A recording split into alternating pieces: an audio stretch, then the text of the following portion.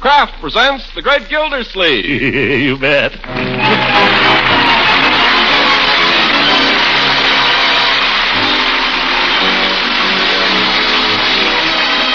Kraft Cheese Company, makers of Parquet margarine and a complete line of famous quality food products, presents Harold Perry as The Great Gildersleeve. Kraft brings you The Great Gildersleeve every week at this time, written by John Whedon and Sam Moore with music by Claude Sweeten.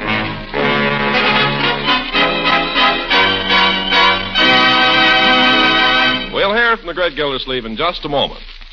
One of those Lenten-time foods we like to welcome back are hot cross buns. In our house, we take them hot out of the oven, and so as that white crisscross icing trickles over the golden brown crust, we like to break the buns open and spread on plenty of delicious Parquet margarine. Oh, man, do they ever taste good spread with Parquet. Yes, buns, biscuits, bread, and rolls all taste extra good when you spread on Parquet margarine. The flavor is so fresh, so delicate, so satisfying. And remember, Parquet adds extra nourishment to your Lenten meals. Parquet is one of the finest of energy foods.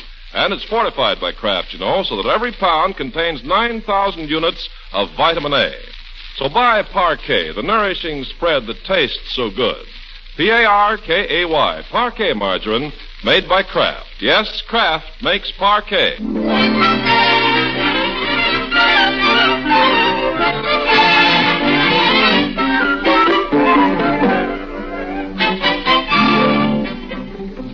You got to accentuate the positive, eliminate the negative.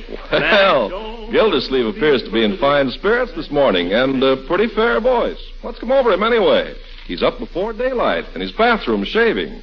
Yes, believe it or not, the clock stands at 10 to 7. The mercury stands at 2 below zero. The coal bin stands 3/4 empty, and his bank account stands $11 overdrawn.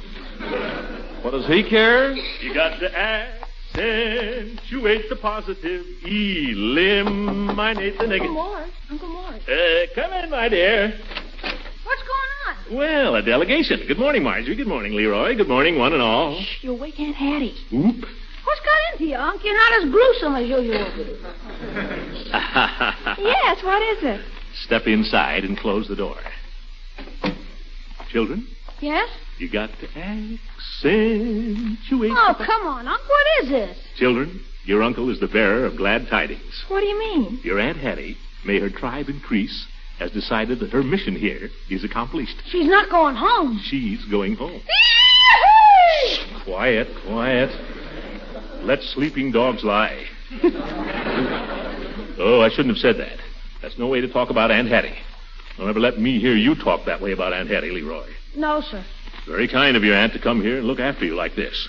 That's no way to talk about her. You understand? What a character. You took the words right out of my mouth. When's she going, Uncle Mort? I don't know, in a few days. As soon as she can get a ticket. But we mustn't rush her, you understand? I don't want you to say anything about this. Not a word. Okay. Now, hand me that mug, will you, my dear? Where's my... Leroy, give me that brush. Can I mix up the lather, Unc? No, you may not. Why? Because I prefer to do it myself. You may go now, children. Oh, can't we stay and watch? Yeah, let us watch, Unc. What is there to watch? You look so funny when you shave. You make such funny faces. Well, I have to make faces. Now, go on out. I can't shave with people watching me. Oh, please. Please, Unc.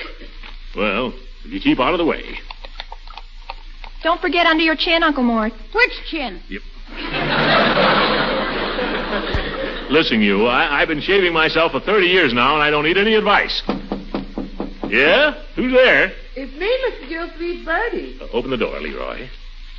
I didn't want to disturb you. I just...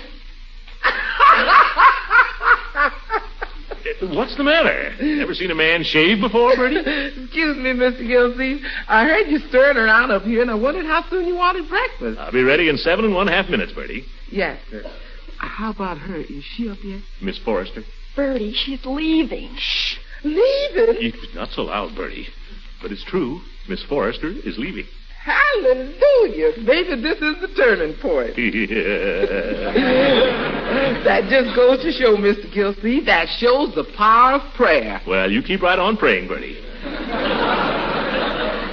But in the meantime, how about a little breakfast? Mr. Gildersleeve, it strikes me that this is the time for buckwheat cakes and sausages. Oh, man. Come on out here, you children. Let your uncle shave, and you get dressed. Breakfast in 10 minutes, you hear? Okay, Bertie. You got to accentuate the positive. That, Mr. Gildersleeve. Eliminate the negative. Latch on to the affirmative. Don't mess with Mr. In-Between.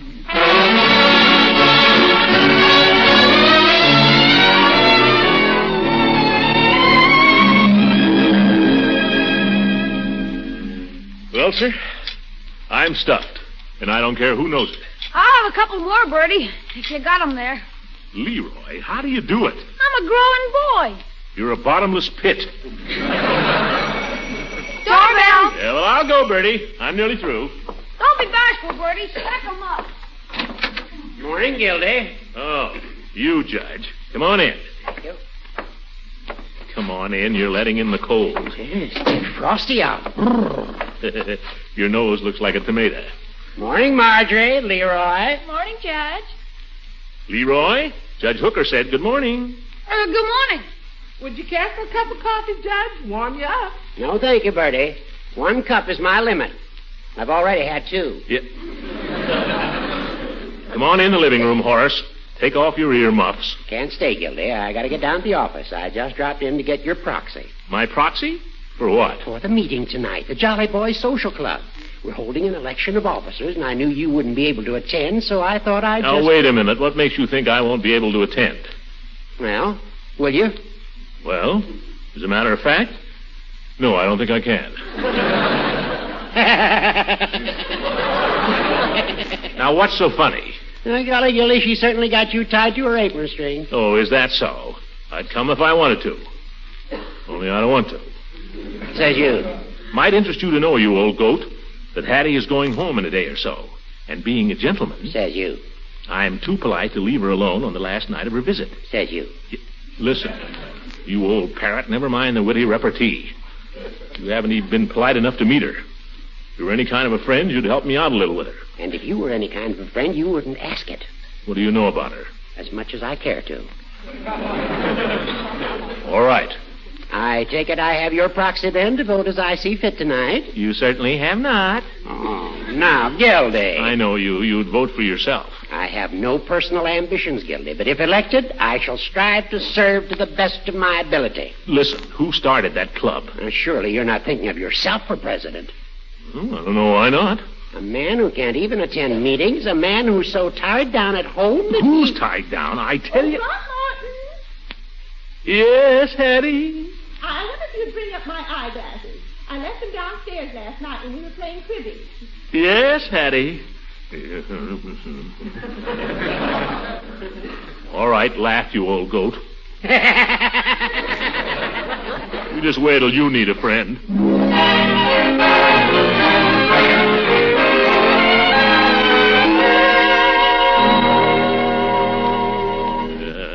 Scheming old goat. I start the club and he wants to run it. Why, George, if I could get down there tonight. Why don't you just go, Uncle Mort? What? Leave Aunt Hattie all alone? On her last night here? Oh, no, my dear, that wouldn't be very nice. If there's anything I hate, it's a schemer. She's coming downstairs. Huh? I remember what I told you. No remarks about her leaving. And for goodness sake, be polite. Or she'll think she's got to stay and start work on you all over again. Don't worry. You too, Marjorie. Yes, Uncle Mort.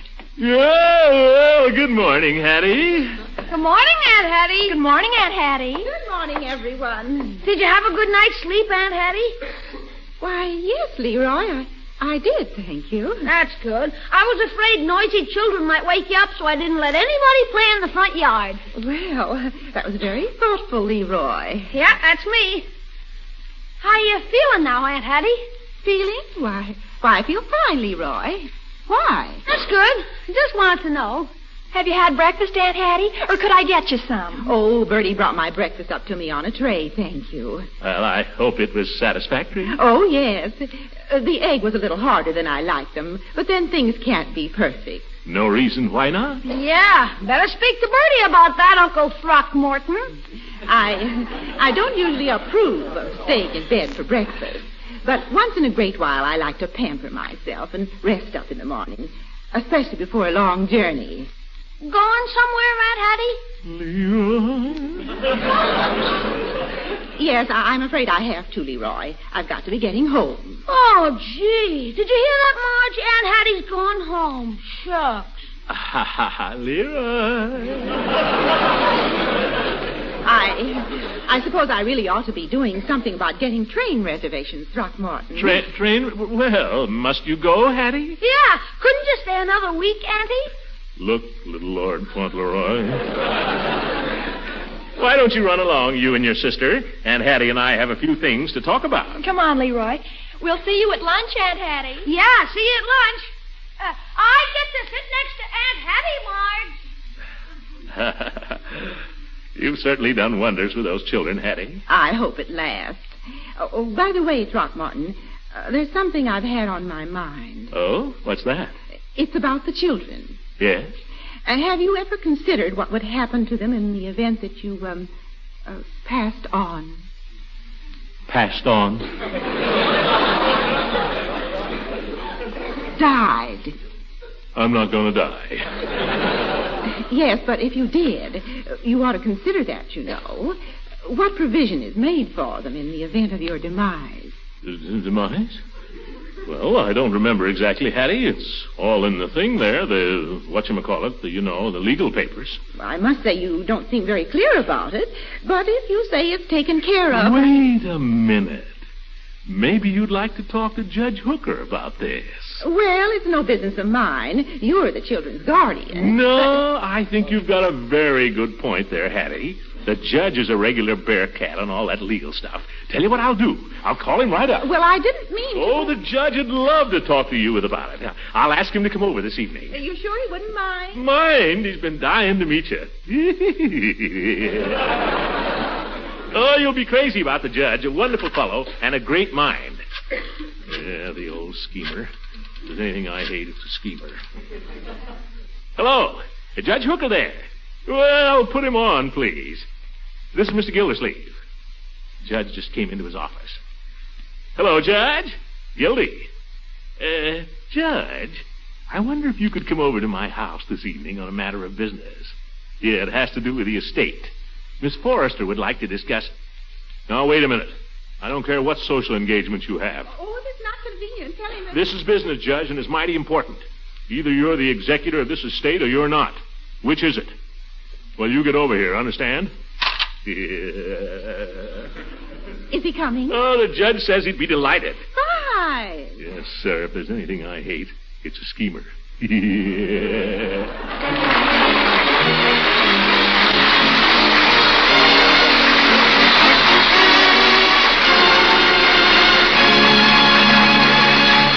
Greg Gildersleeve will be with us again in just a few seconds.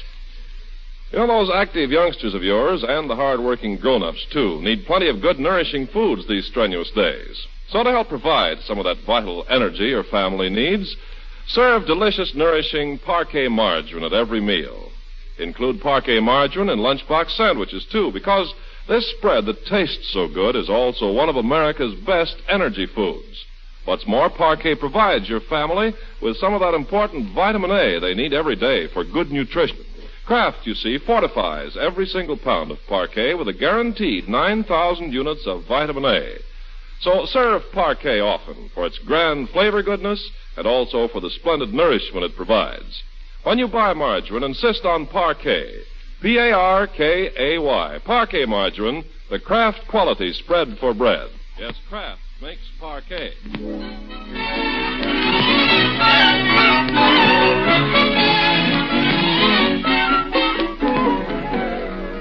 Now, let's get back to the great Gildersleeve, that crafty fellow. It's a little before 8 o'clock in the evening, and we find him with his hat and coat on, his hand on the knob of his front door, about to make what looks like a getaway. Hattie, you sure you don't mind my going out for a few minutes? Not at all, Throckmorton. Not if this meeting is as important as you say. Oh, you going to an important meeting, Unc? Very important. It's with the chief of police, Mr. Gates, and Mr. Munson, and, well, it's a little group of professional men. Be careful of that cold, Leroy. We wouldn't want Aunt Hattie to have to nurse you through an illness, would we? Oh, I'm all right, Unc, honest. Just watch it. Well, Hattie, you won't be alone. Judge Hooker will be arriving in a few minutes, and you'll be crazy about him. Oh, I'm sure he's very nice. Oh, he is. Well, I'll be going. Leroy, in case I don't get back before you're in bed, good night. Good night, Uncle Mort. See you later, Hattie. Oh, one more thing.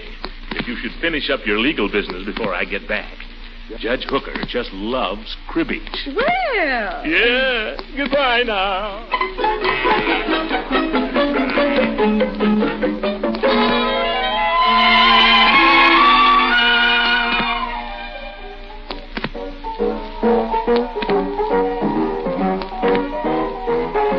Well, that's a catchy name of that. Well, you know, Chief, it's the song the burglar sang to the policeman. Don't fence me in. Oh, yeah. That opera singer sings it every week on the radio. Yeah, real pretty tune. You know the prisoner's song?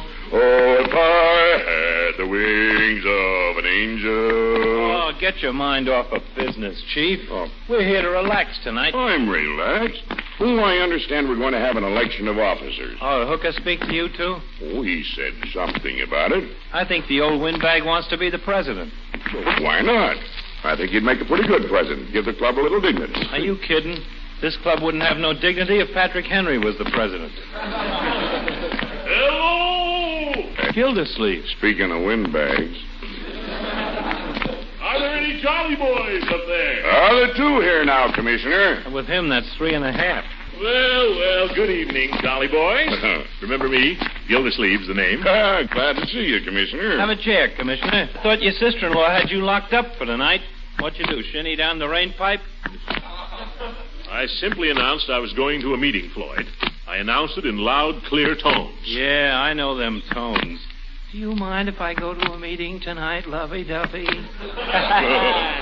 Well, I'm here anyway, fellas, and the judge is trapped for the evening. Oh, now, Gildersleeve, I don't know whether you should have done that or not. The judge has his heart set on this election. What do we want with a president anyway? Oh, we should have a secretary, too. Get a secretary, he's got to write letters. All we want to do is play a little poker. Just the same, I say Hooker'd be a good president. Tell me, Chief, what office did he promise you? The reason I mention it, he promised... We said he'd make me secretary. That old double-crosser. The thing makes a man lose his faith in human nature. After all, are we sure Hooker is human? Right. Now... Second the nomination. I third. Too bad, Peavy. You just missed the election. I did? Yeah, but you're just in time for a toast to the victorious candidate. Yes, that's right. Everybody have a quick one, then we'll play some poker. Open them up, Floyd. Coming up. Hey, out, Commissioner. Oop, this one's got a top on it. Chief? Thanks. And one for the peeve and one for me. Hey, they're nice and cold. Yes, I had them sitting out on the windowsill all afternoon. Gentlemen, a toast. Judge Hooker, the finest dog catcher this club ever had. Well, I wouldn't say that.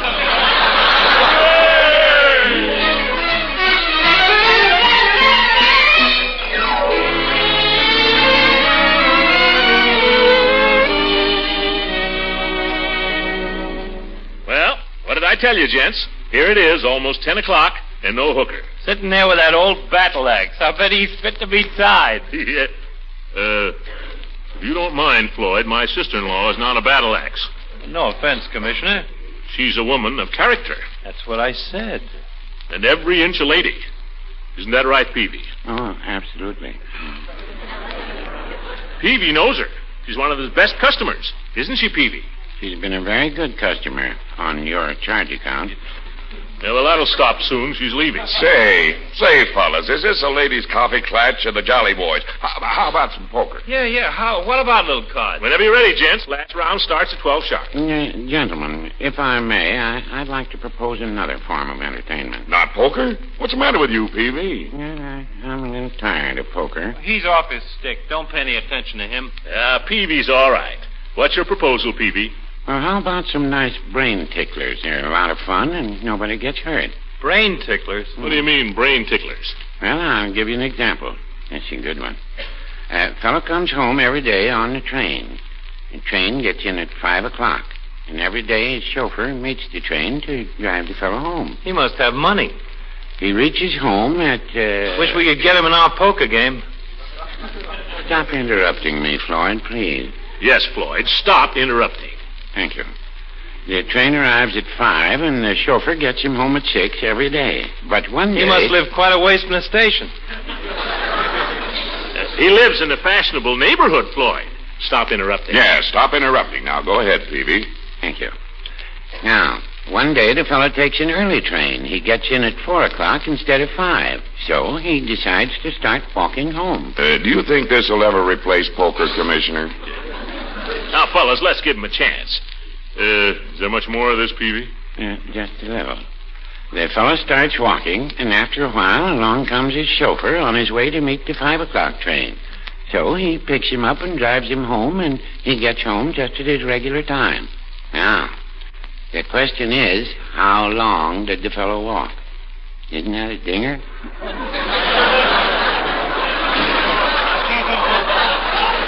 Well, I'll let you boys figure it out while I have another Coke. Yeah, get me one, too, will you, Floyd? Yeah, me too, Floyd. Say, how about a song? Yeah, let's have a song. Oh, I feel just like a song. Oh, fellows, aren't you going to solve the brain tickler? Oh, that. Well, I didn't really get all the details, Peavy, the way everybody kept interrupting. I'll tell it to you again, Mr. Gildersleeve. Now, this fellow comes home on the train every day. Here, Peavy, have a Coke and quit worrying about that rich commuter. Thanks, Floyd. His train gets in at 5 o'clock. Oh, then the chauffeur drives him home. That's right. The chauffeur gets him home at 6 o'clock. But on this one particular day... Excuse me just a moment, Peavy. Floyd, did you bring a new deck of cards tonight? Yes, sir. Got 'em right in my pocket. Fine. Sorry, Peavy. The chauffeur drives to the station every day at 6 o'clock. No, he gets home at 6 o'clock. Oh, I've got it. I know the answer. You can't know the answer. I haven't finished stating the problem. The man usually arrives at 5, but one day he arrives at 4. Oh, yes. Now, just a moment, Peavy, if you don't mind. Say, Floyd. On that day, he starts walking home. What is it, Commissioner? His chauffeur starts at the usual time. Wait a minute, Peavy. Fix me up another Coke, will you? You bet. Now, Peavy, sorry. The chauffeur meets the man and drives him home. Put a piece of ice in it, Floyd. Okay. Well, Peavy, what about the brain tickler? No, go to grass. You can tickle your own brain. Well, here's your Coke, Commissioner. Oh, thanks, Floyd. By George, it's a shame poor old Hooker has to miss all this fun. The club doesn't seem the same without it. You're right, Commissioner. Doesn't seem fair for us to be having all this fun with him not here. I think we ought to drink a toast to the judge's empty chair. It's far from empty, Floyd. Mr. Gildersleeve is sitting in it. Well, let's have the toast anyway. To absent friends. To absent friends. Good old Hooker. Got a heart as big as all outdoors. And just as cold. Floyd, how can you speak that way of our dear absent friend? Just slipped out, Commissioner. I could have bit my tongue out as soon as I said it. Well, I'm glad to hear that. I yield to no man in my admiration of Judge Hooker. As a gentleman, as a scholar, as a poker player. He sings a pretty fair baritone, too, fellas. Sings like a nightingale. A tone-deaf nightingale. Say, how about a little song as a tribute to the judge? Why, for that, we could do his old favorite. Oh, promise me that one day when I... Oh, brother. Oh, I can't go on with it with him not here.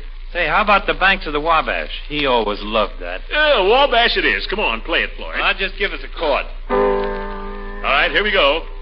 Oh, the moonlight's fair tonight along the Wabash. From the fields there comes the breath of new-born hay.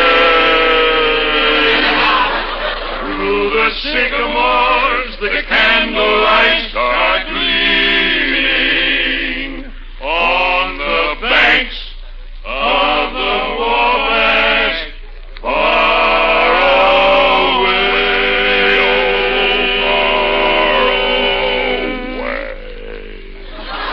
oh, great. Let's do it again, huh? This one's really for Hooker. Oh, the moonlight.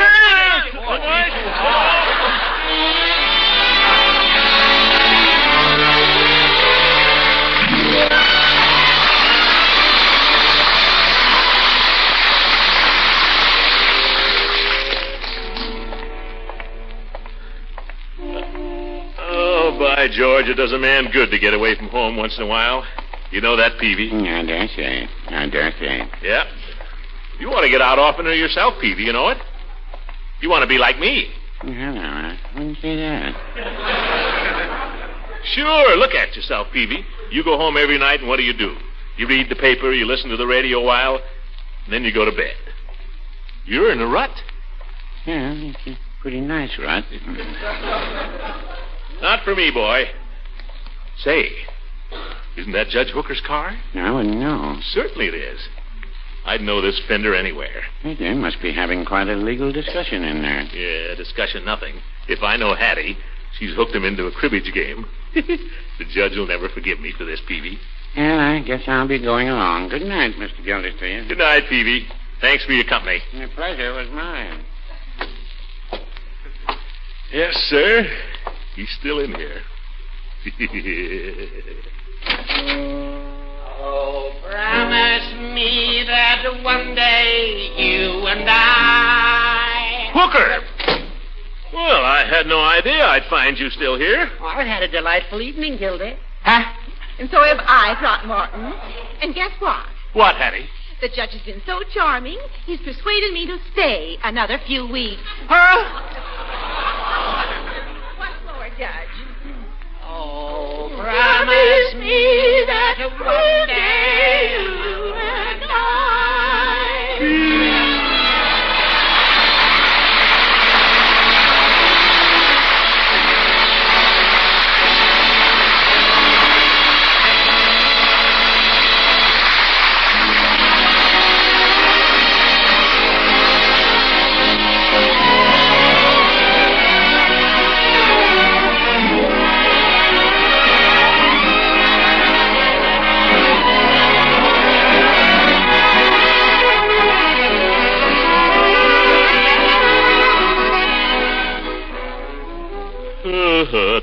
Trouble. How do I do it? Well, so much for Gildersleeve. If you people don't mind, I'd like to talk for a minute about something more important. You know, there's a lot of money around these days. There's not much to spend it on. So it's a temptation to throw it away on stuff we don't really want. All I want to say is, don't. There's a man coming around to your house pretty soon with a better proposition. Most of us have someone pretty close to us in the war by now. The money we'd blow today without thinking could save his life tomorrow, if we stop to think. Look at the men in uniform you see on the street these days. The men who are fighting this war for us. They're kids, most of them. A lot of them have never even been away from home before. And they're a long way from home now. They need more than just weapons and training and food. They need a little comfort now and then when it's possible. They need assurance that everything's being taken care of back home. They need diversion and rest from the strain of battle. They need care when they're wounded and blood when they've given theirs. All these things the Red Cross can give them. But it can give these things only if we give to the Red Cross. So when we're called upon, and it won't be long now, let's be ready. Not with an alibi, but with every cent we can scrape up. Show me any place where you can get more for your money. Good night, everybody, and think it over, will you?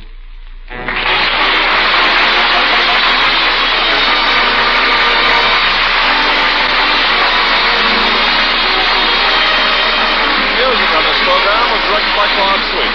Ken Carpenter, speaking for the Kraft Cheese Company, makers of Parquet margarine and a complete line of famous quality food products. Kraft invites you to listen again next week for the further adventures of the great Gildersleeve.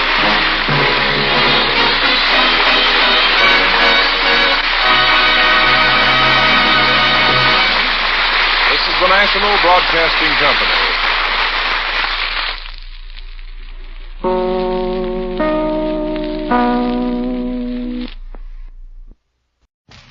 The National Broadcasting Company interrupts all its programs to bring you a special broadcast from Guam. For a personal report on the war in the Pacific by Navy Secretary James Forrestal, who has visited the battle-torn shores of Iwo, we take you now to Admiral Nimitz headquarters at Guam.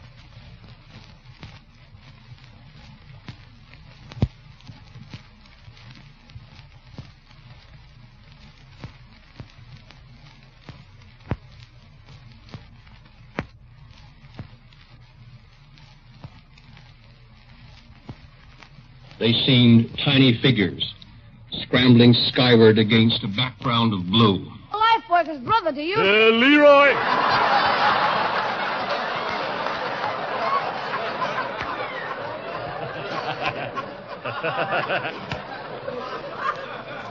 I should have edited that, I think. Don't mention that sponsor either, that other life boy. We use, what do we use around here? Oh, we don't use soap, that's right. Yeah, we use parquet margarine. Huh? Yeah, okay. How are we doing, fellas? Leroy, you had something else you wanted? Yes, I wondered if I could leave right after the program. Yeah. Wait a minute, we're tuning in on Sweeten here. What is it, Sweeten? 18 and 26. We're doing a joke.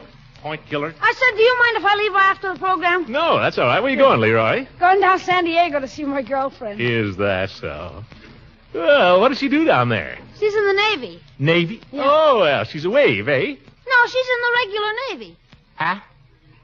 I said she's in the regular Navy. Leroy, you mean your girlfriend is in the Navy disguised as a man? She's a sailor? Uh-huh. Ooh, but somebody's liable to find out. Yeah, but who's going to tell? Who's gonna...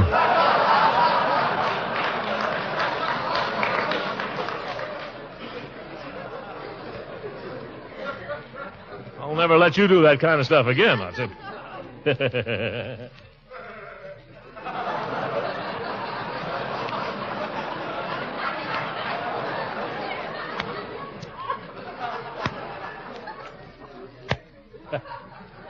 How big is that guy?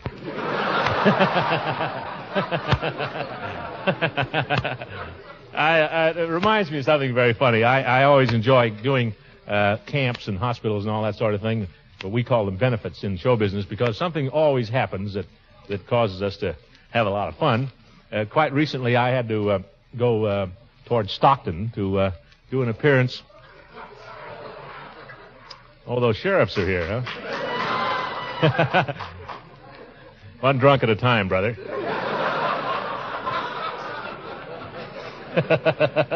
Anyway, I had to go down, to Stockton, or near Stockton, a little town. I've forgotten the name of it now, to do a little benefit at the deaf and the dumb home there. And we arrived a little late. Something had gone wrong with our transportation. So the entertainment part was already over, and they were holding a dance downstairs. And so we wanted to show them, of course, that we were sorry and that we were very democratic about the thing. And so we decided to go down and dance with them. And we got down there, and there were some very cute little girls there, you know. So I picked out one of the inmates, and I tapped her on the shoulder. And in sign language, I said, you know, you, me, and you did that back. So we sat around and waited for a minute for things to start, like the music to begin and all that sort of thing. And finally, just when we were about ready to dance, a guy came up and said, "Hey, Mabel, how about the next dance?" She said, "I'm sorry, I got it with this dummy here."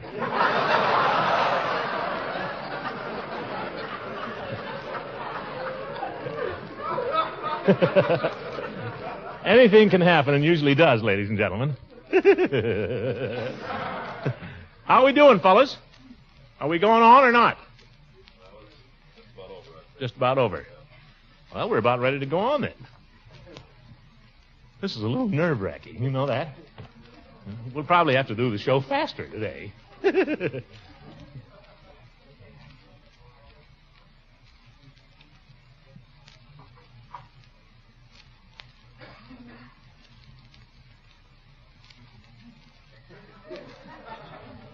Don't get nervous. We'll take care of that up here. Let's all do our coughing now so we don't have to do it later.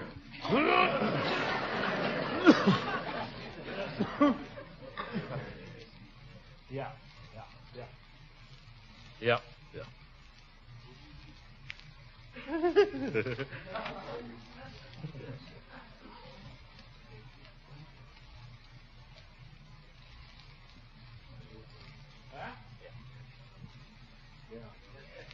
Uncle Mort, how was your balance? My balance? Yeah. Oh, it's your great, balance kid. good? Oh, say Would it. you like to try a little test Lost a on lot us? of weight, certainly. Yeah, all right. Stand up straight now. Stand up straight. Yeah, heels together. Heels together. That's right. Heels Now, together. close your eyes. Yeah. Dark, isn't it? Great. Anybody want to do a monologue? You ready? Hey, now TV.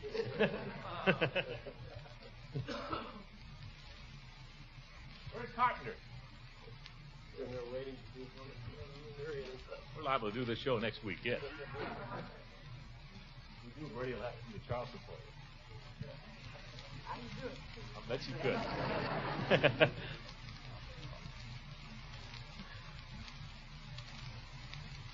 Deadline.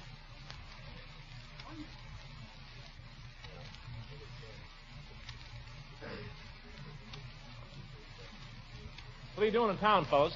Soccer. Manhunt? Huh? Manhunt. 7 guys come up here to get 1 man. We've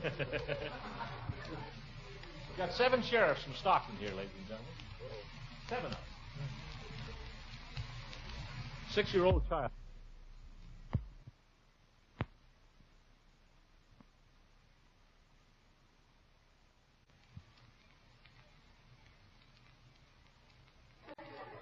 Kraft presents The Great Gildersleeve. The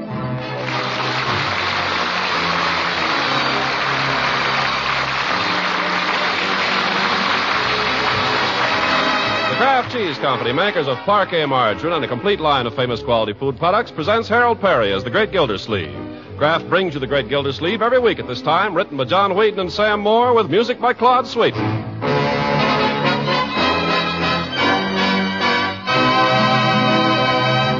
We'll hear from the Great Gildersleeve in just a moment. Who makes parquet? That's the usual question from guests when they first taste this delicious spread for bread. And when the gracious hostess replies, why, Kraft makes parquet, you'll find the guest nodding his head as much to say, I thought so. It tastes so good. Yes, the name Kraft stands for the kind of quality you expect in fine food products. And Parquet margarine is a quality food product through and through. Parquet has a fresh, delicate flavor that really satisfies. It's so economical to buy. It's easy to spread. Parquet is so wonderfully nourishing, too. Contains vegetable oils rich in food energy value. And Parquet is fortified by Kraft so that every pound contains 9,000 units of vitamin A. So treat your family and your guests to Parquet, P-A-R-K-A-Y. Parquet margarine, the Kraft quality spread. Yes, Kraft makes Parquet.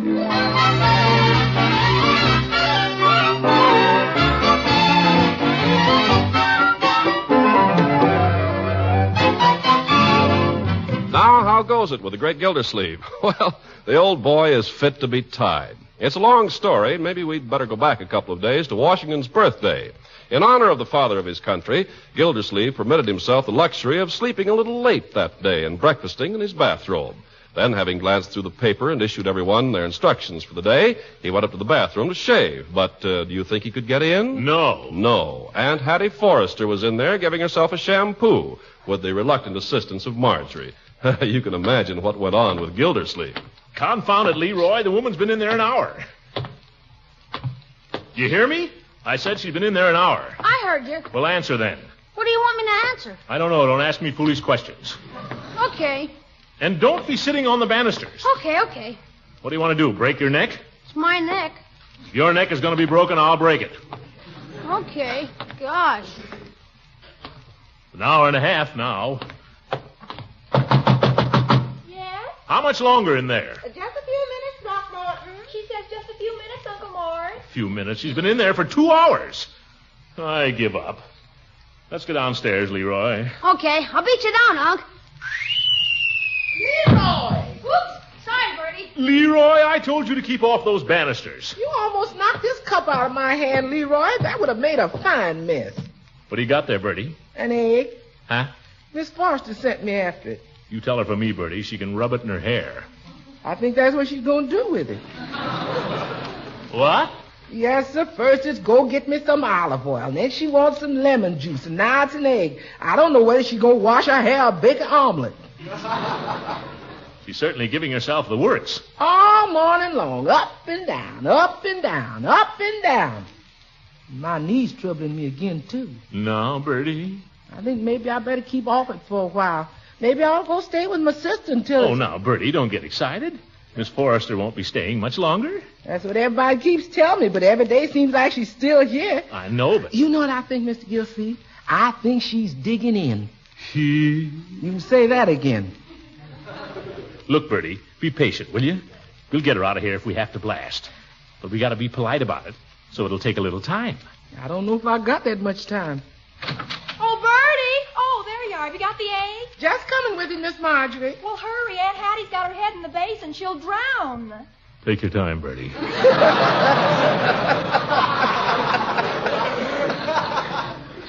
How are things coming in there, Marjorie? Don't ask me. Bertie, wait. Yes, sir? See if you can't hurry things up there a little, will you? Stick with her. Don't leave till she's through. I don't know what good that's going to do, Mr. Gildersleeve. Bertie, for goodness sake. Bertie! Coming right up. Well, maybe I won't shave it all today. I'll just give up, I think. Say, Unc, No, Leroy. What is it? can I go out now? No, it's too slushy out. But I'll wear my rubbers. If you were too sick to go to school yesterday, you're much too sick to go out today. But I feel fine now. Yesterday I had a sore throat. We'll take no chances. You're staying indoors. Oh, gosh. What is there to do? Study your lessons if you have nothing else to do. But this is a holiday. I'm not supposed to study. It wouldn't do you any harm, my boy. Where do you think George Washington would have gotten if all he ever wanted to do was go outdoors? I don't know. Outdoors, I guess. How do you think Washington got to be president? He spent long hours every evening studying his books by the light of the fire, working out problems with charcoal on a shovel. That wasn't Washington. That was Lincoln. All right, he got to be president, didn't he? Yep. Very well. Don't bother me anymore, Leroy. I want to read the newspaper. Unc, Yes? just one question. Well, what is it? Now can I go out? How can you ask that? We've just been through the whole thing. Okay. Find something to do, Leroy. Okay. I still think you ought to let me go out, though. I'm liable to get into mischief. You do, and you'll regret it. I know, Unc. Can I use your typewriter? Typewriter? Well, if you're very careful of it, my boy. Remember, it's not mine. It belongs to the water department. Well, I'll be careful. I always am. Thanks, Unc. Yes, yes. Don't disturb anything in my study. You can't use Unc's typewriter, Marge. Unc said I could use it. Who said I wanted to use it? Well, my dear, don't tell me Hattie's finally...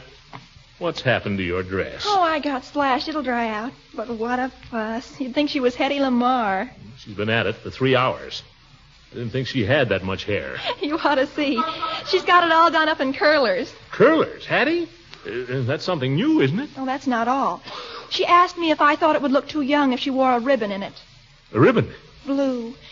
She says it's Judge Hooker's favorite color. You mean the judge... Oh, no. Not those two. Not those old goats.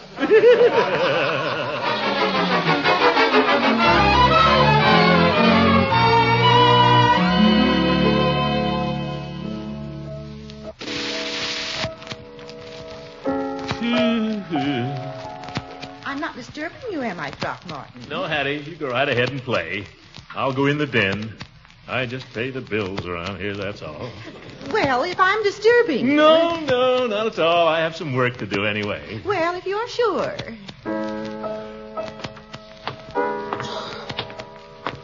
Man can't shave, can't read, can't do anything. Well, what are you two doing in here? Leroy, what are you typing? Nothing, Unc. Nothing. I'm just practicing. He's writing a letter to his girl. I am not. I saw it. It says, Dearest beloved angel. Cut it out.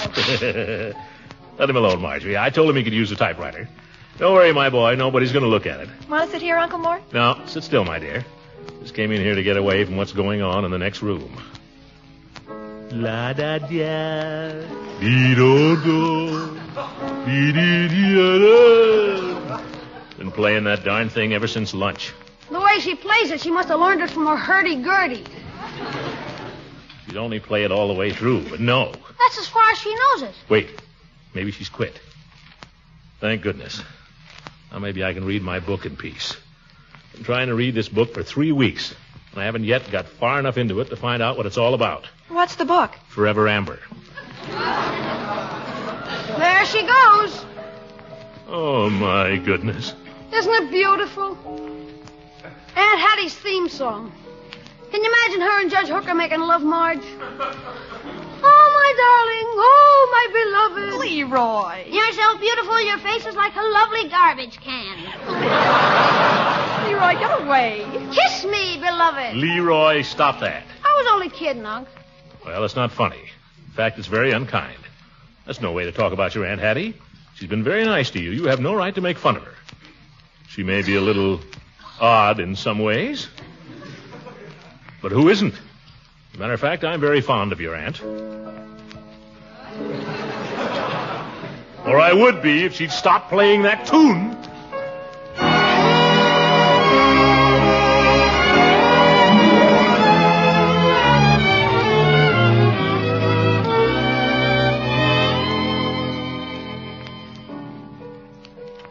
I'm just going to have to do something about this, that's all. This could end up in an axe murder.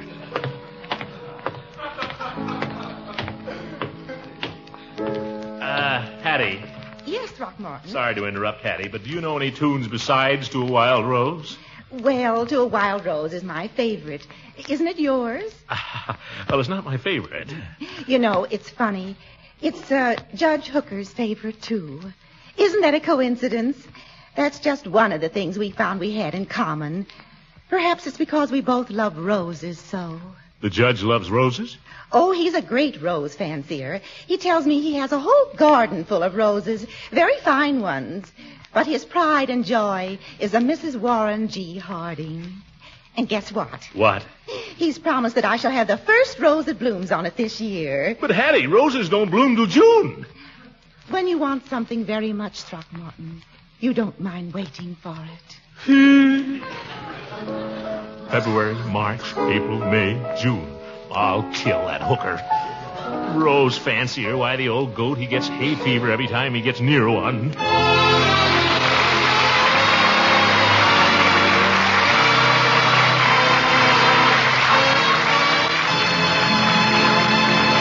Greg Gildersleeve will be with us again in just a few seconds. If you're up on your nutrition, you know how important that spread for bread is in your family's diet. So get your family off to a right start each day by spreading fresh, delicate parquet margarine on rolls or slices of piping hot breakfast toast. Pack the nourishing goodness of parquet into your lunchbox sandwiches, too. And treat the youngsters to satisfying cracker and parquet snacks when they come home hungry from school. Parquet margarine tastes so good, it's sure to hit the spot with hungry appetites. And speaking of good nutrition, remember that parquet margarine adds extra nourishment, too. Parquet, you see, is rich in food energy value. And every single pound is fortified by Kraft with 9,000 units of vitamin A. So please, your whole family, buy economical Parquet. P-A-R-K-A-Y. Parquet margarine made by Kraft. Yes, Kraft makes Parquet.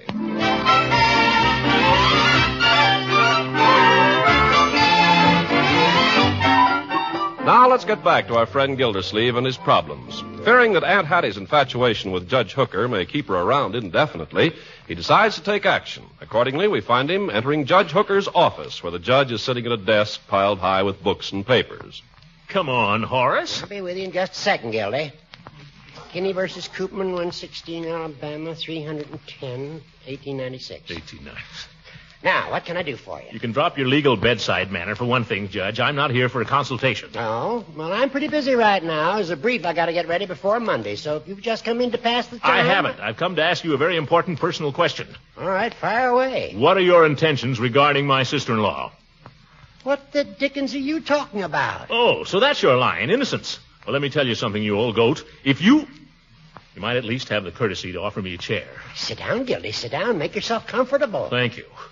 Now, I have reason to believe that you've been tampering with the affections of Hattie Forrester, so don't try to deny it. Now, Gildy, I've only seen her 3 times. She's a fine cribbage player. That has nothing to do with it. Ever since the first time you saw her, she's been mooning around the house like a lovesick schoolgirl. Well, I always did have a way with the women. Have you been making love to her? Why, no, Gildy. I don't believe so. What do you mean by that? Well, Hattie's a woman. I find her company very pleasant.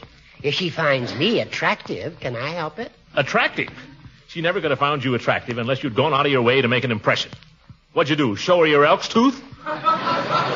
Now, Gildy. I bet you told her about the time you stole the clapper out of the chapel bell at college. Well, I may have referred to the incident. I bet you told her about the time you shot a hole-in-one on that miniature golf course. I might have referred... Yeah, and the time you held 4 kings against 4 jacks and won $1.20. Own up now, didn't you? Well, you can't expect me to remember every detail of our conversation. We discussed a variety of subjects. We talked about books we'd read, movies we'd seen, music we both liked. Music? Ah, To a Wild Rose. Did you mention that? I may have. It's one of my favorite compositions in the modern school. Why? Hattie has been playing the darn piece ever since. I'll tell you something else, Judgy. When she plays it, she hears wedding bells and smells orange blossoms. Wedding bells? Gildy, I give you my word, I never said or done anything along that line. You always did have a way with women, Judge. Oh, now, Throckmorton, let's be serious. I am serious. This brings me back to my original question. What are your intentions? My intentions are honorable, but vague. All right, Horace, then you'll have to tell her so. What? It's the only decent thing to do. You go to Hattie and say, Hattie, I don't want you to be under any misapprehensions. I have no intention of marrying you. Oh, I can't say that to her. Why not? Isn't it the truth? Well, that's neither here nor there. Nobody but a boor would say it. That's ridiculous. I'll say it. I'll tell her you've been simply trifling with her. That she'd better forget all about you. Why, you wouldn't dare. I'll tell her. Better a short, sharp break than lingering heartache. And then perhaps a change of scene. Gildersleeve, if you slander my name to your sister-in-law, I'll sue you. Nothing slanderous, Judge. Only the next time you see her, duck.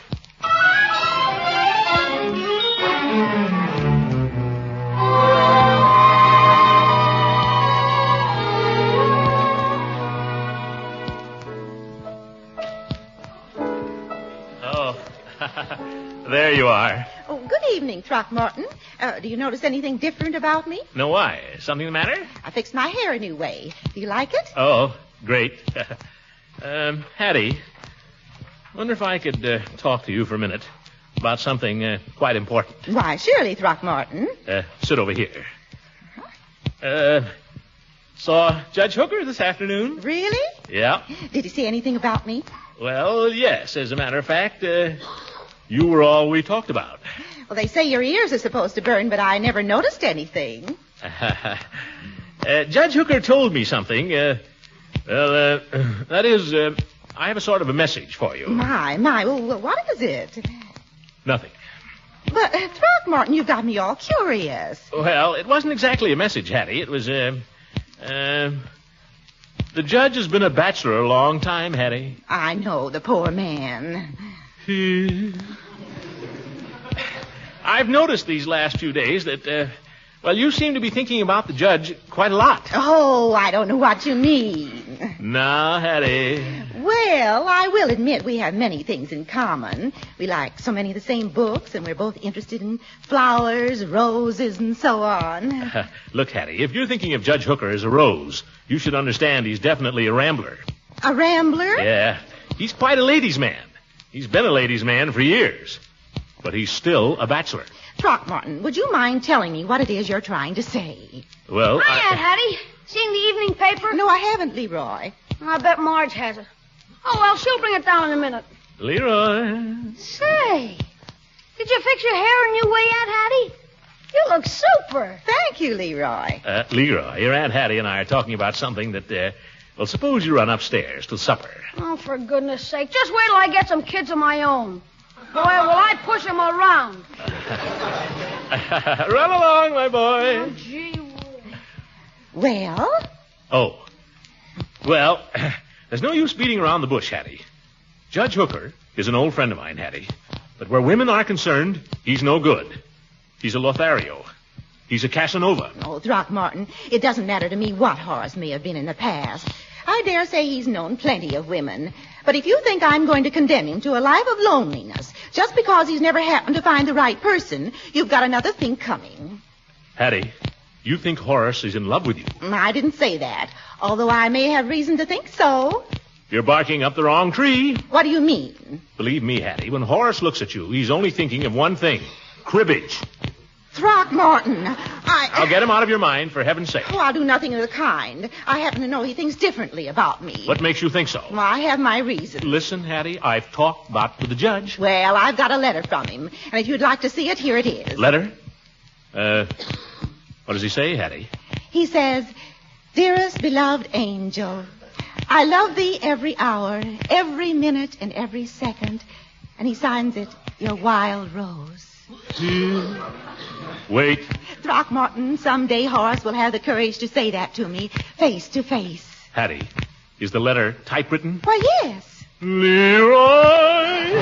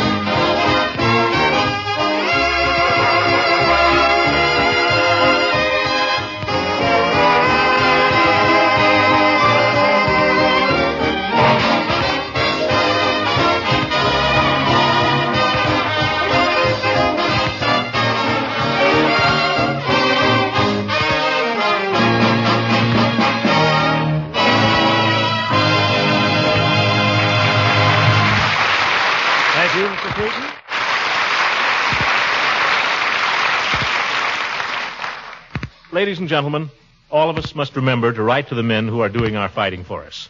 Nothing means more to the servicemen than letters from home. And short, frequent letters are better than occasional long ones. Write about the little day-to-day things. Fresh, intimate news is the best kind. And remember to use V-mail when you write. V-mail is inexpensive. You can buy the forms anywhere. And it flies overseas for only 3 cents postage. And most important of all, V-mail saves precious cargo space that's needed to send the troops food and ammunition. High Army and Navy officials agree that mail from home is one of the most important factors in maintaining morale. Certainly, it's little enough for us to do. Good night, everybody.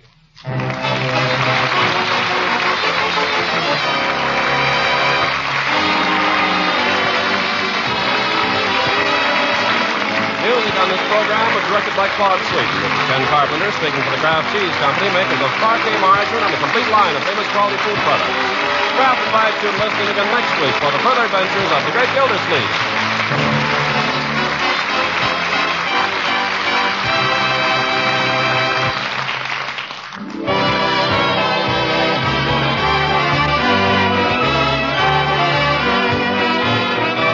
All you women with the Ration Point blues, here's how to take 1 red Ration Point and buy 2 wonderful main dishes. Invest that 1 red point in 2 boxes of Kraft Dinner for delicious macaroni and cheese. Each Kraft Dinner box contains 2 magic ingredients that work together to give you swell macaroni and cheese that cooks in just 7 minutes. There's a special fast-cooking macaroni and plenty of Kraft grated for rich cheese flavor. If you haven't tasted Kraft Dinner lately, better try it right away. The macaroni is so fluffy light, and the cheese flavor, it's really rich cheddar cheese flavor, a flavor so many of us are hankering for these days. Let this wonderful macaroni and cheese help you out with Lenten meals, with ration meals. Let it save you time and save you ration points. Tomorrow, spend just 1 red ration point for 2 boxes of Kraft Dinner. It's one of your food dealer's best buys.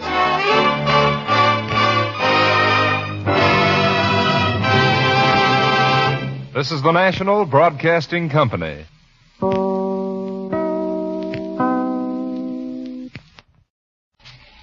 Kraft presents The Great Gildersleeve. You bet.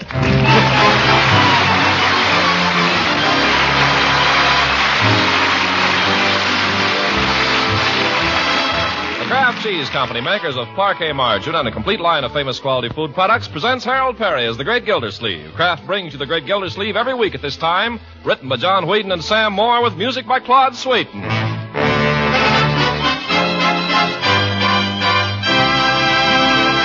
We'll hear from the great Gildersleeve in just a moment.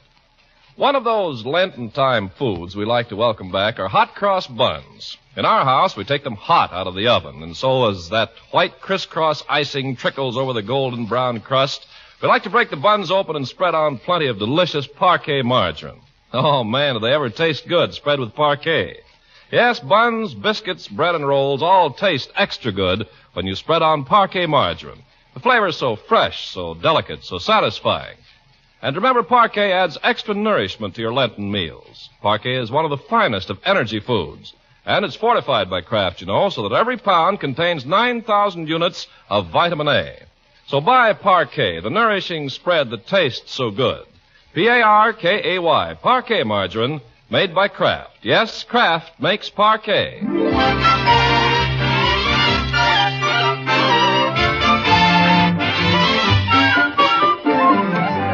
Now let's join the great Gildersleeve, who's been practically a new man since his sister-in-law, Aunt Hattie, left Summerfield.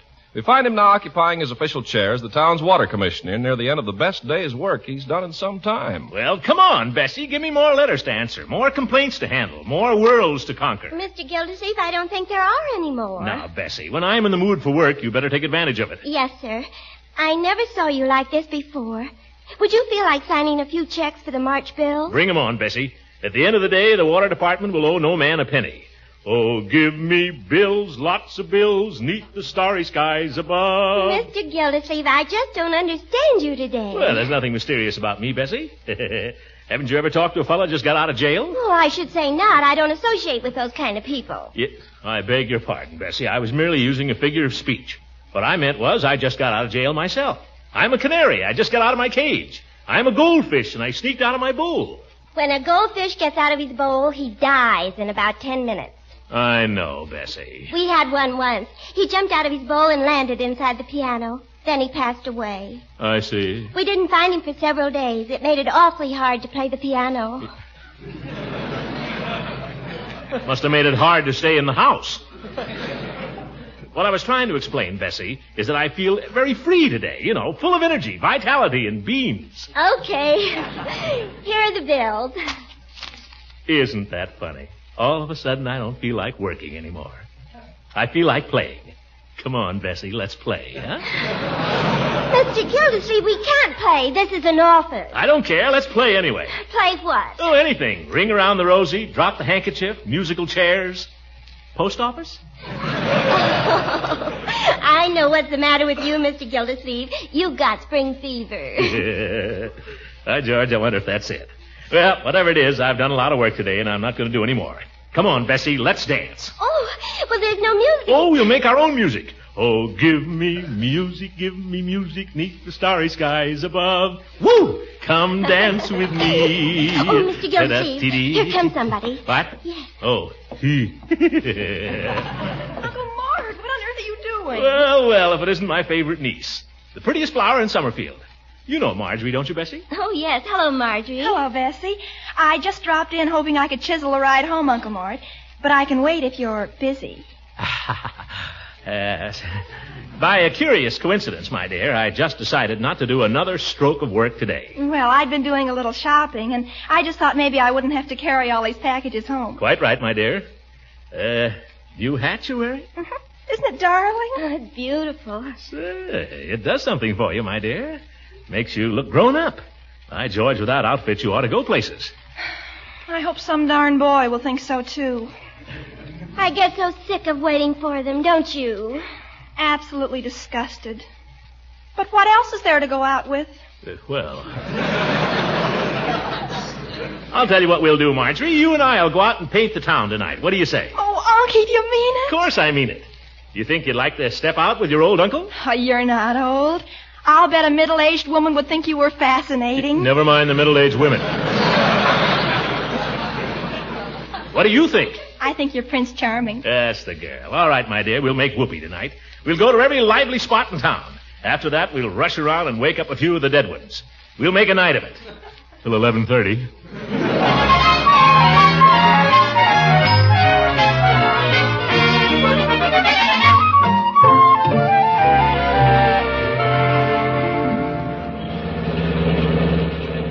Where does all this traffic come from? Everybody's hurrying home to dinner, I guess. Red light, Uncle Mort. Oh, didn't see it. You coming over here? No, but you better back up. You're in the crosswalk. I don't know why they have to change these lights so suddenly. Anything behind me?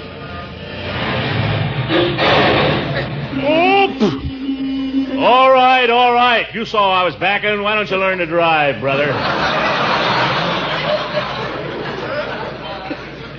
Where's that cop, Marjorie? Look, isn't that Charlie Pettibone? Charlie who? Where? It is. It's Charlie Pettibone. Blow your horn at him here. Don't do that, Marjorie. I'm in bad with a cop already. Charlie! Hey, Charlie! I don't see any Charlie. Uniform there. He must be home on leave. By George, it is. Hello, Charlie. Remember me, Mr. Gildersleeve? Oh, of course. Hello. How are you? It sure is. Oh. Well, I see you remember little Marjorie, don't you? You bet. Only the last time I saw her. Well, I didn't realize I'd been away so long.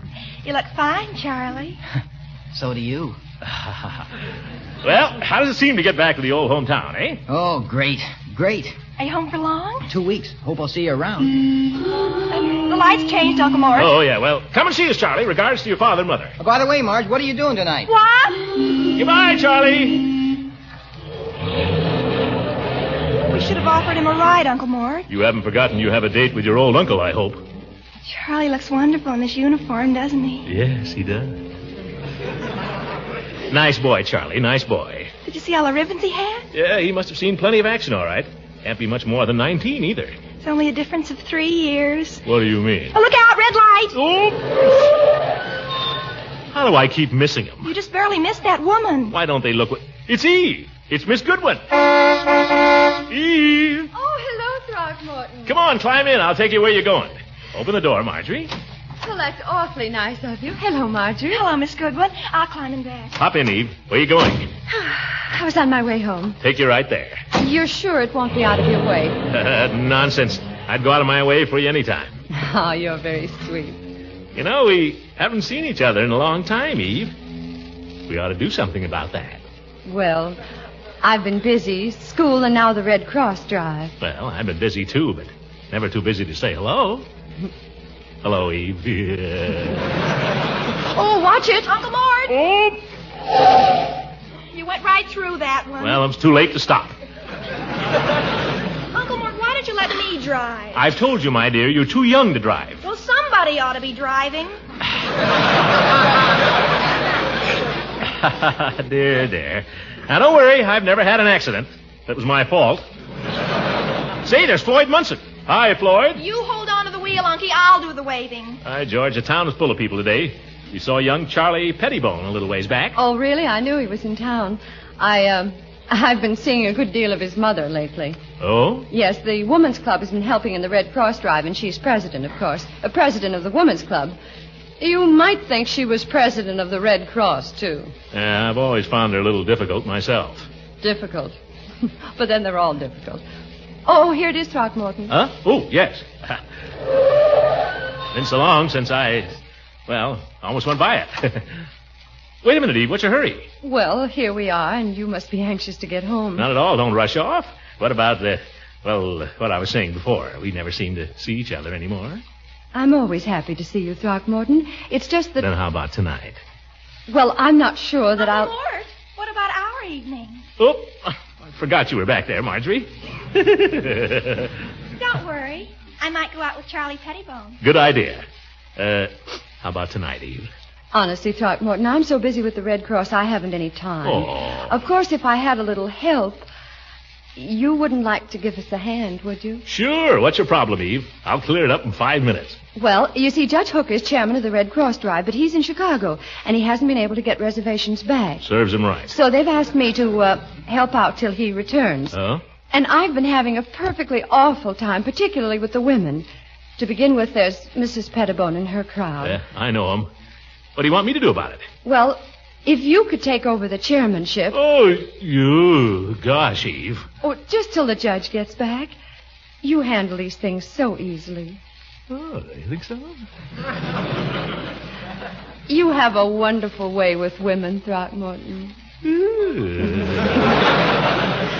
Now, Leela Ransom, for instance. Leela, what's she up to? Well, Leela and I are on very good terms, but she is being a little difficult. You just leave Leela to me. I thought if you could speak to her and sort of straighten her out. Don't worry, Eve.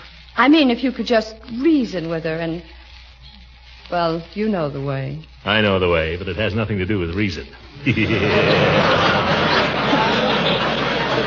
Oh, Throckmorton, this is such a relief. I know you'll make a wonderful chairman. You just watch that old thermometer on the city hall go up, Eve.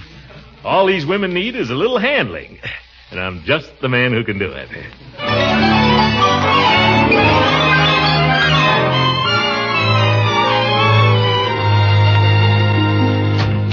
Oh, Throckmorton. Hello, Leela. Come in. Something smells wonderful. Spam, an old recipe of my grandmother Beecham's. I hope you'll forgive my apron. Oh, it's pretty. Got ruffles. I'd ask you to stay to dinner. Oh, I couldn't. No, Bertie's got our dinner waiting. I just wanted to ask you something, Leela. Yes? What's this I hear about trouble between you and Eve over the Red Cross? Trouble? Oh, you must be mistaken, Throckmorton. Why, Eve and I are the best of friends. Oh, maybe I got it wrong. I will admit I think she's being a little bossy about the whole thing. You'd think she was running it. Well, isn't she? That's not the point. It isn't Eve anyway. It's that Mrs. Pettibone. I simply had to tell Eve. I said to her, my dear, much as I admire the Red Cross, and I do, Throckmorton, I think it's wonderful what they're doing for the soldiers, but I said to her, much as I admire it, I shall simply have to refuse to have anything more to do with the drive as long as that woman is connected with it. Now, Leela, that's no attitude. Oh, let me tell you what she did first. And then if you don't agree that my attitude is perfectly justified, I'll never speak to you again. Well, what did she do? Well, what didn't she do? Hogan Brothers let us use one of the windows in their store for a Red Cross display. And the idea was to have one of the ladies dress up in a Red Cross uniform and sit in the window rolling bandages. Good idea. Well, I was chosen to sit in the window. That was distinctly understood by Judge Hooker before he left town. In fact, he told me he chose me because the Red Cross uniform was so becoming to me. Well, it's becoming to any woman. That's a matter of opinion. Anyway, I was to sit in the window. I had my hair done specially and everything. Well, I went down to Hogan Brothers yesterday morning at 9 o'clock, and what do you think?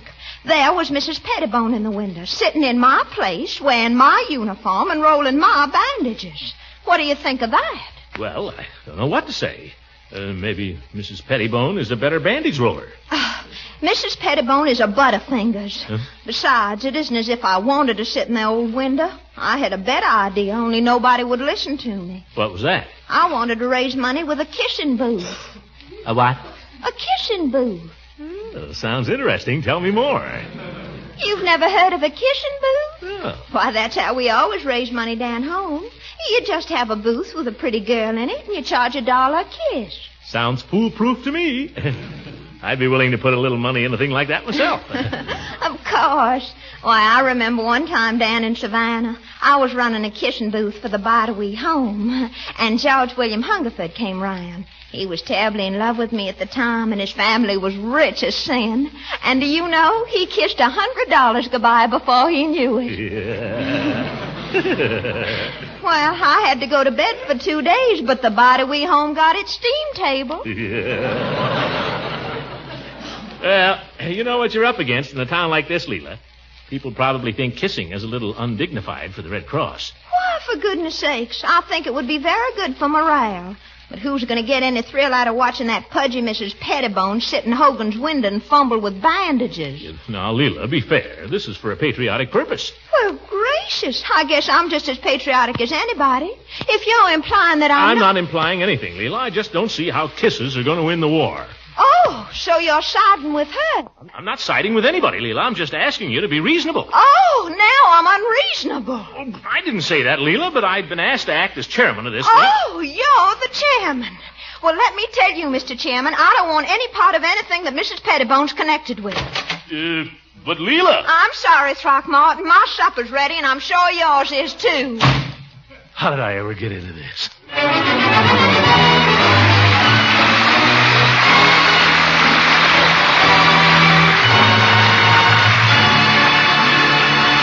Greg Gildersleeve will be with us again in just a few seconds. Now a message from Kraft to the millions of American families who daily enjoy parquet margarine as a delicious spread for bread. Women tell us it's sometimes difficult these days to get parquet margarine at their favorite food store. And the simple explanation is this. Quality margarines are in bigger demand than ever before. Now that's especially true of spreads like parquet, the choice of millions because of its fine flavor, its long-established reputation for consistently fine quality. Kraft assures you that everything possible is being done to keep dealers supplied. All available parquet margarine is distributed fairly and equitably.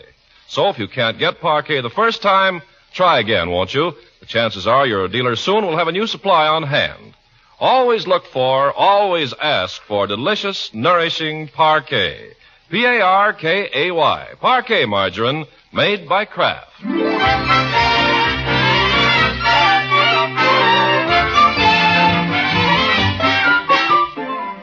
Now let's get back to Summerfield and the great Gildersleeve. His second day as chairman of the Red Cross fundraising drive is only half over, but Gildersleeve's house is already buzzing with activity. I don't see how we can get any more chairs in the living room, Bertie. Mr. Gildersleeve, we ain't got any more chairs. Oh? Well, maybe Leroy could bring down that rocking chair from the attic. Leroy saw this coming, Mr. Gildersleeve. He skinned out of here right after breakfast. That darn kid. Well, let's see. Guess I'll have to sit here as chairman, and there's room for 3 on the sofa. 1 here, 2 here, 2 here, and the 4 dining room chairs. That's 12. Then if we can... Answer that, will you, Bertie? I'll pull the piano bench around so somebody can sit on that. Yes, sir. Careful, it's a little weak. I'm coming. Oh, my goodness, that's doorbell, too. Which one should I answer? You answer the phone, and I'll get the door, Bertie. Yes, sir. Red Cross headquarters. No, sorry, Sonny. Leroy's not here. Who's calling, please? No, I don't know where he is. Just a minute. Mr. Gildersleeve, it's the water department. Are you home? Can't bother with water today, Bertie. Uh-oh, there goes the back door. Oh, for Leroy's basketball? I don't know. He must have taken it with him, Alvin. Now, you can't come in and wait. You God. I'm sorry, but Mr. Gildersleeve's not at home. Goodbye. I don't think she'd believe me. Yeah, I don't care. What the devil's at the back door? Uncle Mort, there's a big truck in the driveway full of posters. The man says they're for you. Posters? Is that the man at the back door? No, the Eggman's at the back door. Oh, my goodness. Tell the Eggman to leave a dozen eggs and tell the other man to take the posters away. Hello? But they're Red Cross posters, Uncle Mort. They're beautiful. I don't care if they're painted by Tetrazzini. Get them out of here. Yes, this is Mr. Gildersleeve. Where should the man take the posters? To Mrs. Pettibone's. She sent them here. Oh, tell him to put them in the garage. Okay. Gee. Oh, yes. Hello, Mrs. Edwards. Yes, indeed. We are having a meeting tonight at my house. Yeah. 219 Lakeside. Just take the south bus around 8 o'clock, yes. That's fine, Mrs. Edwards. Goodbye. Mrs. Edwards. Well, I don't know who invited her, but she'll have to sit on the floor.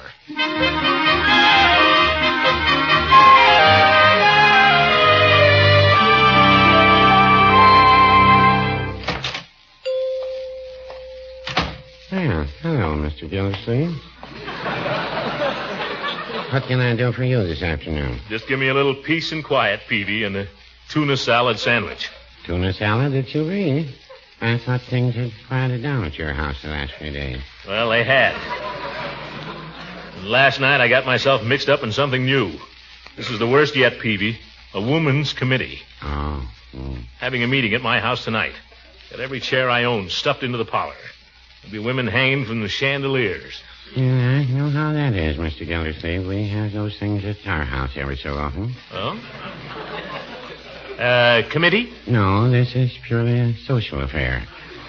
Mrs. Peavy belongs to a reading club, and the ladies take turns meeting at each other's houses, and it works out so that the earthquake hits us about every 6 months. Earthquake is right, Peavy.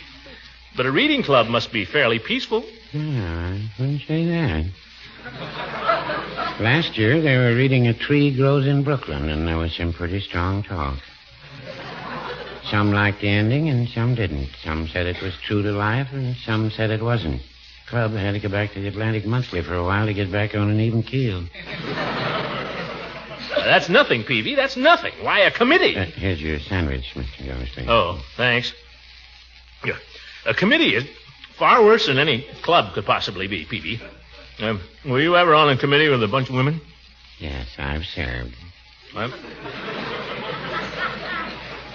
How'd you like it? Mr. Gildersleeve, some of my best customers are women. Stop thinking about your cash register, Peavy. Women are fiends, and you know it. Well, no, I wouldn't say that. It's true, Peavy. Mark my words. We're going to have to fight them before we're through.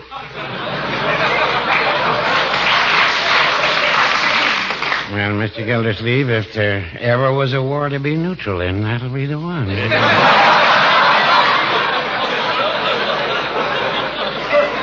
Listen, Peavy.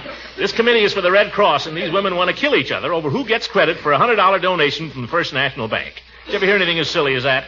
Well, I was on a committee with some men once, air raid wardens, a few years back. I remember they argued one night for 2 hours about whether we should paint the hose cart red or white. Red is the only color for a hose cart. And you can't see it at night. No, don't be silly, Peavy. All fire engines are red. Fact remains, you can see a white hose cart and you can't see a red one. All right, paint it white. By George, you argue just like a woman. You argue just like an air raid warden. What? No offense, Mr. Gildersleeve. Yeah?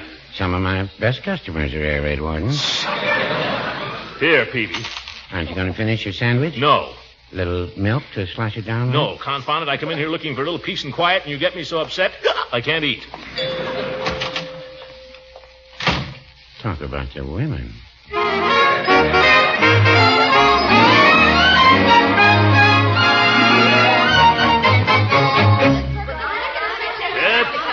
Ladies, please. As your chairman, if I may make a suggestion. Well, I frankly see no reason against it. Mrs. Pettibone, I can give you a very good reason. Well, if you ask me, I still think we do much better with a kissing booth. Oh, really, Mrs. Ransom? If we've got to go through all that again. Ladies, if I might make a suggestion. No, I guess not. Throckmorton, there's someone at the door. Bertie, doorbell. Been with us a long time. Judge Hooker. Hello, Bertie. I thought you was in Chicago, Judge. I'm back. It's Judge Hooker, girl. Back only about an hour ago. Well, ladies, this is a pleasure. I didn't know whether you'd still be in session here or not. Well, welcome home, Judge. Thank you, Gildy. You got here just in time. Ladies, it gives me the greatest pleasure to turn this meeting over to our rightful chairman, Judge Hooker. Oh, no. Don't let me disturb anything, Gildy. I'll just sit right here. Pray, proceed. Oh, but I insist. After all, you're the chairman, Judge. I'm only acting in your absence. Pretend I'm absent. Yeah, but, Judge... Let's get on with the meeting, shall we? Proceed, Gildy. You old goat. Well, where were we? Oh, yeah. I say we ought to have a kissing booth. Doorbell, Gildy. Bertie! More interruptions here. Is Mrs. Pettibone here? Yes, sir, she is. Come in. Oh, I'm her son. She asked me to call for her. Oh, my goodness, you're so big. I never even recognized you in your uniform. Oh, Charles, darling, come in and meet the ladies. We are not quite through yet. You don't mind waiting? Oh, not at all. I'm not going anywhere. Oh, girls, you all know my son. Charles is driving me home. No, don't move. Don't get up. I'll sit just over here. Hello there, Charlie. Oh, hi, Mr. Gildersleeve. Charles, my boy, it's an honor to have you here with us this evening. Well, thank you, Judge. Don't let me interrupt the meeting. Oh, that's all right. The judge has already interrupted it. Shall we proceed, ladies? Mr. Chairman. Yes, Mrs. Ransom? Since Judge Hooker's here, I should like to ask him whether he did or did not tell me that I was to roll bandages in Hogan's window. I've told you, Mrs. Ransom, the judge personally appointed me to represent the Red Cross at Hogan. If you don't mind, Mrs. Pettibone, I'd rather hear it from the judge. Yeah, how about that, Judge? Which of these ladies did you choose for the honor? I'm reminded of an old story about the trolley car conductor who, when a lady accosted him... This has nothing to do with any old story, Judge. No, it hasn't. Which of us did you say could sit in Hogan's window? Ladies, I find myself in the predicament of Paris when he was called upon to judge who was the fairest of women. But being of a judicial turn of mind, I lean more to the judgment of Solomon. In brief, I should like to see you both sitting in Hogan's window. The window isn't big enough for both of us. The state isn't big enough for both of us. Now, ladies, please, no petty jealousy. What's petty about it? We're all working for the Red Cross here, you know. Mr. Chairman. The chair recognizes Mrs. Pettibone. If I might be permitted to change the subject. Pray do. I should like to ask Miss Goodwin just why the public school started its Red Cross collection a day early. Well, I don't see that it makes much difference. Naturally, we wanted to make a good showing. You knew so- very well, Miss Goodwin, the children would collect from their mothers before the woman's club could reach them. That's not true. No, You ladies. just wanted to get all the credit. Oh, no, she didn't. Don't tell me I wasn't speaking to you anyway. Ladies. Ladies, please. This isn't getting us any place. Judge, lend me a hand here. Don't you just sit there laughing, you old goat. Now, ladies, quiet, please. Quiet. Quiet! Judge Hooker wants to speak. Thank you. By way of diversion, ladies, I should like to suggest that we have an honored guest here tonight, young Charlie Pettibone, or I should say, Lieutenant Pettibone. Sergeant. What's that? Sergeant. Oh, Sergeant Pettibone. I'm sorry. No offense. Anyway, I think it might be nice if Charlie would say a few words to us. Oh, no, please. Oh, come, Charles. Say something to the lady. Yeah, come on, Charlie. Tell us some of your experiences. Gosh, I don't know anything to say. Tell us what it's like over there. I remember the last war. Of course, I didn't get across myself, but I remembered. I'll never forget one time. We were stationed at Camp Upton, and one morning the CO lined us all up. Gildy. What? Charlie was going to tell us about his experiences. Oh, yeah. Well, how about it, Charlie? How about those French girls over there? Yeah, how about those mademoiselles? Parlez-vous français? Oh, you kid. Hey, Charlie? Yeah, come on, Charlie. Tell us all about it, huh? Well, all right. I'll tell you about it. Over where I was, there weren't any French girls. There weren't any girls of any kind, except the Army nurses and the girls from the Red Cross. I don't like to say this, and maybe I shouldn't, but coming back here and seeing what's going on, around home, and what I've heard here tonight, well, I've seen what the Red Cross does at the front, and I hate to think it gets this kind of a kicking around at home. Charles, if you're talking about us. Now, wait a minute, Mother. I know what I'm talking about. I'm talking about you and everybody. I hope you won't get mad. But let me ask you something. Do you think the Red Cross workers with the Army have got time to worry about who gets the credit or who wears the uniform? They've got a job to do, and they get it done. Now, you're complaining because the school kids got out and collected the dough before you and your committee got moving. Well, I say good for them, because I know the kind of support the Red Cross is giving us in the Army.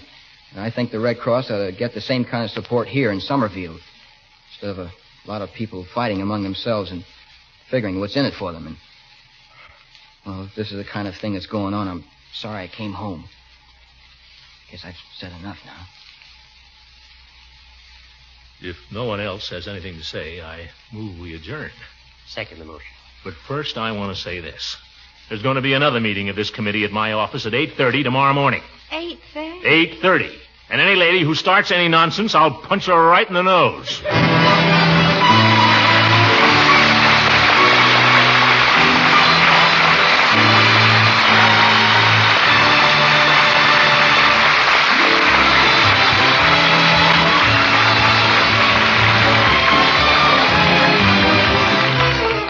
Well, folks, this was just a little fable. But let's remember, the big thing is for the Red Cross to keep going. They do so many vitally important things for our men that can't be done by anyone else. Their help to the wounded, the prisoners of war, their organization of blood banks, all these services must continue. So when your neighbors come around and ask you for a contribution, remember to be generous. Good night, everybody.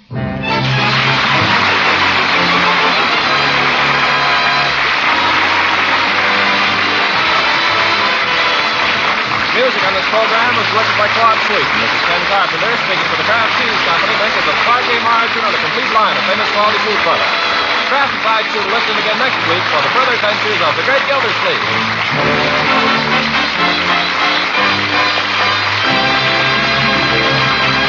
This is the National Broadcasting Company.